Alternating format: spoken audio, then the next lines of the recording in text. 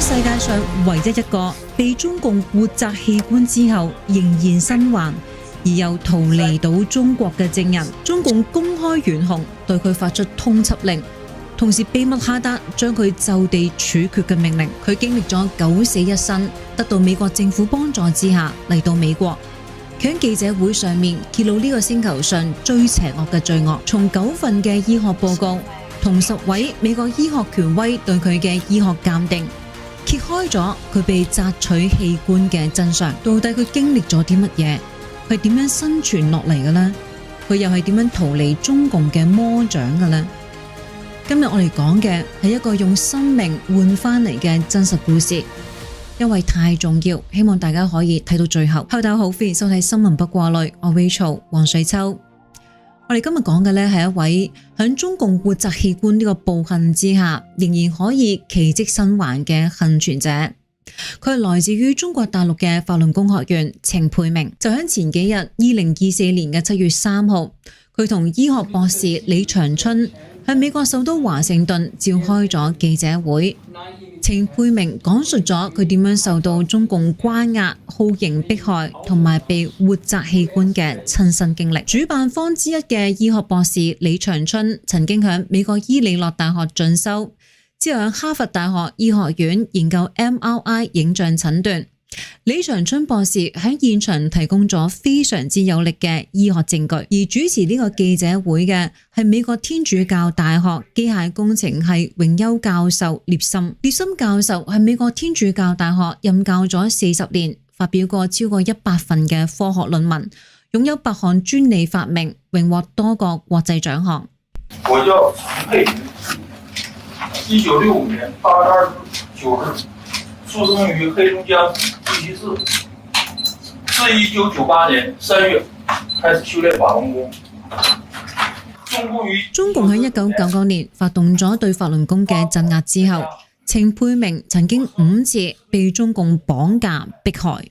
喺2004年嘅11月16號，監獄對程佩明用酷刑迫害。佢話喺夜晚嘅8點鐘，佢神志清醒，但係中共嘅警察就強行將佢押送去到大慶第4醫院。警察通知佢嘅屋企人，話佢生命垂危，手術嘅死亡率係80%。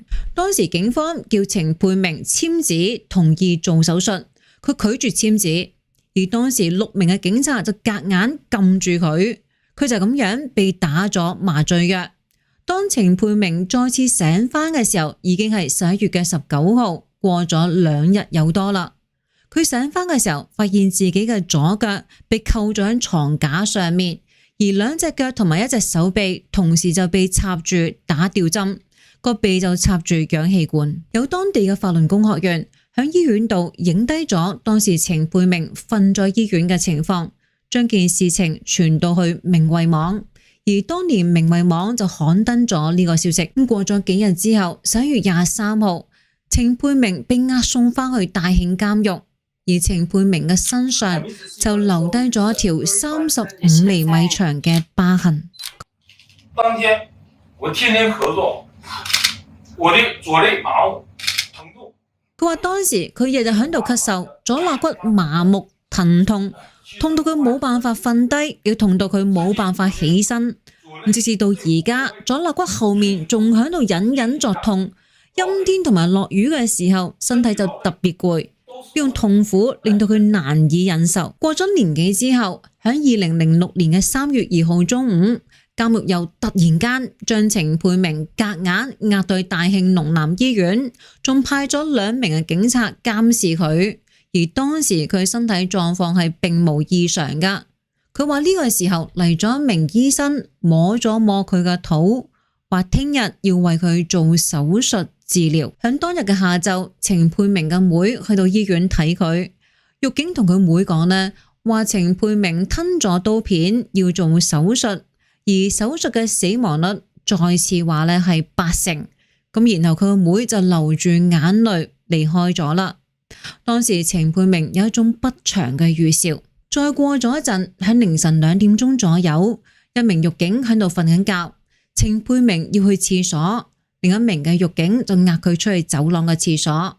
咁返到房之後，看押佢嘅嗰個警察都瞓埋，呢個時候，程佩明就趁機逃離咗醫院。咁之後，中共公安就發動咗全城大搜捕，喺其他法輪功學員嘅幫助之下，程佩明逃離咗黑龍江省。中共公安部就懸紅5萬蚊人民幣下達咗 B 級通緝令。有人同佢講，叫佢快啲走，佢識得有人喺公安裏面做嘢，裏面已經下達咗秘密命令。無論佢係生嘅死嘅都要，唔得嘅話就地處決，翻嚟攞獎金。程佩明話，之後佢明慧網度見到其他法輪功學員被活摘器官嘅消息，佢諗翻佢醫院嗰陣時嘅經歷，佢就覺得好驚，不寒而慄。2015年，程佩明逃離咗中國。喺美國政府嘅人道營救之下，就包括咗時任嘅美國民主人權和勞工事務局助理國務卿 Robert Destro 嘅幫助之下，喺2020年嘅時候，程佩明去到咗美國，進行咗一系列嘅醫學檢查之後，確認咗佢部分嘅肝臟同埋部分嘅肺部被強行摘取咗。李長春博士講啊，喺過去3年裏面，程佩明就先後進行咗9次唔同嘅影像檢查，就包括咗3次嘅 CT 電腦掃描、3次超聲波檢查、2次嘅 X 光檢查同埋1次嘅 MRI 磁力共振。李長春博士講，9個醫生加埋佢，總共10個醫生，喺3年幾嘅時間裏面分析咗呢啲測試結果。咁專家裏面呢，就包括咗一位肝臟移植方面嘅專家，同埋一位肝膽外科專家。喺咁多位嘅醫生分析咗之後，確定咗程佩明嘅肝臟左葉被手術切除過，而程佩明喺一生人裏面只係做過唯一一次嘅手術，就係2004年11月嗰次嘅手術。而佢呢一種左肝葉切除手術，係同為兒科患者做嘅活體肝臟移植情況呢係吻合噶。當成年人捐肝臟俾成年人嘅時候呢，大部分係會捐右肝噶，因為右肝嘅面積比較大啊。咁如果成年人捐肝臟俾小朋友嘅話呢，就多數會捐較細嘅左肝。而家目前嚟講呢，外科手術都係將肝臟分為8段噶。從程佩明嘅 CT 電腦掃描見到啦，佢左肝嘅第2段同埋第3段缺失，而剩餘落嚟嘅第4段同埋右半肝就變得肥大。喺呢度咧就提到肝臟再生呢個概念啦，因為未必好多人知道噶。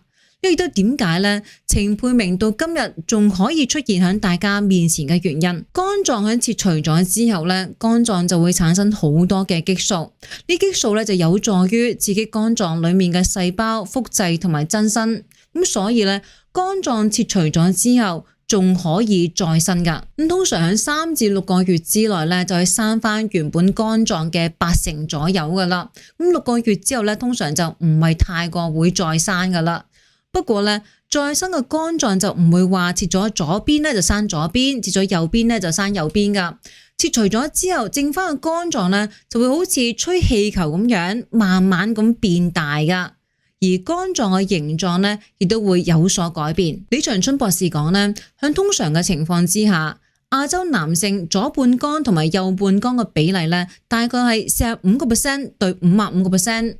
但係程佩明喺而家嘅情況咧，佢左半肝同埋右半肝嘅比例係27% 對73%。喺程佩明嘅 CT 電腦掃描做嘅 3D 重建模型度，仲可以見到啊，切除左肝第2段同埋第3段之後，喺肝臟生成嘅疤痕組織。李長春博士講咧，通常啊，切除部分肝臟嘅時候，嗰個平坦嘅切口咧，會幾日之內生成一層疤痕組織出嚟噶。而因為肝臟切除咗部分之後，會6個月之內再生，咁程佩明剩翻嘅第4段肝臟就增生啦，擴大去到切口嘅位置，而導致疤痕組織被撐到分裂，變成而家見到嘅表面唔規則嘅情況啦。基於呢個原理咧，可以得出個結論就係話，造成佢肝臟呢種情況嘅原因，可以排除其他嘅可能性，譬如話肝硬化、纖維化或者慢性肝炎等等。造成佢而家肝臟呢種情況嘅唯一原因，只係得手術切除肝臟呢個原因。咁點解程佩明喺被強迫做手術活摘器官之後，被送翻去監獄度，而令到佢嘅機會第二次送到醫院嘅時候走甩咗呢？而乃至佢可以奇蹟咁樣生存到落嚟，喺記者會嘅台上面揭穿中共嘅罪惡呢？程佩明當時因為修煉法輪功，被中共非法判刑8年。佢當時個人完全就係中共嘅掌控之內。佢被強摘器官之後，送翻去中共嘅監獄裏面，再結合埋肝臟可以再生嘅原理。程佩明等於當時係被中共圈養響監獄裏面嘅器官公體，令到中共可以按需要殺人，需要嘅時候再攞佢嘅器官嚟用。咁所以到佢做完手術年幾之後，中共又再一次想將程佩明送到手術台上面。如果佢當時冇走甩到，後果係不堪設想噶。一個活證人走甩咗，所以中共要懸紅捉佢。而更加恐怖嘅係，程佩明身上嘅手術疤痕同一般肝臟移植嘅疤痕唔一樣。肝移植嘅手術傷口呢，一般會響胸腔下面腹部嘅位置開刀噶，而程佩明嘅刀口就好唔尋常噶，開向側邊肋骨嘅地方。列森教授話呢，醫生專家團隊有醫生分析認為啊，選擇咁樣開刀係因為可以睇清楚所有嘅器官。我覺得非常之恐怖。咁點解程佩明喺2020年到咗美國之後，而家先至召開記者會講出嚟呢？列森教授話呢，主要係因為程佩明啱啱到美國冇耐，美國就因為疫情而落單咗，好多地方都關閉咗，好多嘢唔方便。佢哋先後做咗9次唔同嘅檢查，同埋請到10位嘅醫學權威鑑定檢測結果，呢啲都需要唔少嘅時間。另外，仲有方面嘅原因就係話，程佩明被營救到美國之後，長期受到中共向海外嘅特務作出嘅安全威脅，所以之前有意保持低調。我立心遷徙望逃離模糊。程佩明話：我經歷咗千辛萬苦，逃離出魔窟，嚟到美國，我嘅願望就要公開我嘅沉痛經歷，揭露中共對我嘅殘害同埋對我強摘器官嘅罪行。能認識中共的邪惡本質，保護我的安全，並盡快制止中共活摘器官的滔天罪惡。謝謝美國政府，謝謝大家。就喺10幾日之前，6月25號，美國國會眾議院一致通過咗法輪功保護法案。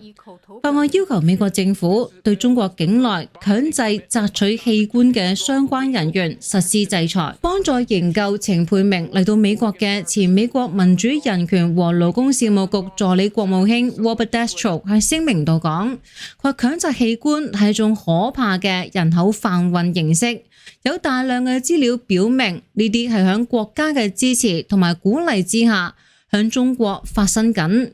所有善良嘅人都應該譴責呢種罪行。前美國國務院國際宗教自由大使 Sam Brownback 發表聲明講啦，強摘器官嘅行徑係極其野蠻噶，必須要停止。中國共產黨必須要因為呢種野蠻嘅行徑而受到責罰。我讚揚程先生企出嚟發聲嘅勇氣。新澤西民主黨聯邦參議員 Bob Menendez 發表聲明講，法輪功係一門基於真善忍普世原則嘅中國精神修煉功法。佢譴責中共下令對嗰啲拒絕放棄信仰嘅法輪功學員進行殘酷無情嘅打壓。佢話中共應該立即釋放所有被非法關押嘅法輪功學員，同埋允許佢哋享有尊嚴、受到尊重、實踐自己嘅信仰。善惡有報，邪不能勝正，係5000年嚟中華文化正統嘅價值觀。不論邪惡逞凶到幾時，正義終將會彰顯出嚟。呢個亦都係千百年嚟歷史嘅規律。人都係善良嘅本性噶，但係每個人都會喺善惡同埋正邪之間做選擇。希望每個人都能夠保持良知同埋善念，無論對自己定係對他人。都保持善良，就係對自己最好嘅選擇。今日新聞不過濾講到呢度先，我哋下個禮拜再見，祝大家有個愉快嘅週末，拜拜。